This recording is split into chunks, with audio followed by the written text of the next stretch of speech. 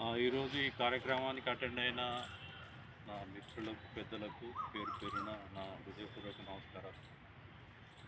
మన సత్యనారాయణ సారు ఢిల్లీలో మీటింగ్ ఉంది అని చెప్పారు.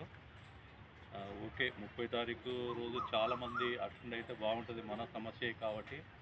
కాకపోతే మన ఆరోగ్య సమస్యలు, మనకున్న ఆర్థిక సమస్యలు కూడా చాలా ఉంటాయి.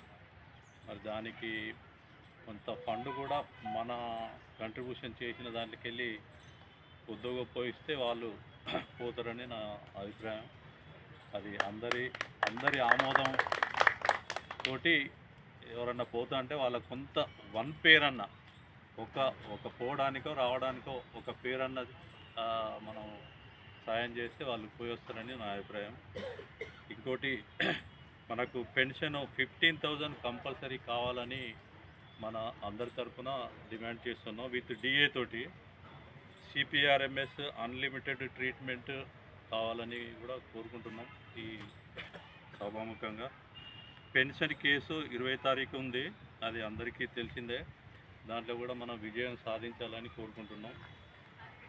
పెన్షన్ ధర్నా 30 తారీఖు ఉంది, అది కూడా దానికి కూడా చాలామంది అటెండ్ అయ్యి కొంచెం హెల్త్ పరంగా కొంచెం మంచిగా ఉన్న వాళ్ళు అటెండ్ అయితే వాళ్ళకు కూడా మన ఆర్థిక సహాయం ఏమైనా చేస్తే వాళ్ళు కూడా కొంతమంది పోయేస్తారని అనుకుంటున్నాం. రిప్రజెంటేషన్ రిగార్డింగ్ రేషన్ కార్డు మనం ఎప్పటి నుంచో అనుకుంటున్నాం. మన బిలో ప్రావర్టీ ఉన్న వాళ్ళకు ఒక రేషన్ కార్డు గురించి రిప్రజెంటేషన్ చేద్దామని అనుకుంటాం. మన ఇక్కడ క్యాబినెట్ మినిస్టర్ ఉంది, ఒక మినిస్టర్ ఉంది, ఆమెకు ఒక రిప్రజెంటేషన్ ఇస్తే బాగుంటుందని నా అభిప్రాయం. ఇంకోటి రిప్రజెంటేషన్ రిగార్డింగ్ కొంతమంది మందులు తీసుకొచ్చుకుంటున్నారు. మన కొంతమంది దాదాపు 80% దాకా మన హాస్పిటల్ మందులు తీసుకొచ్చుకుంటున్నారు.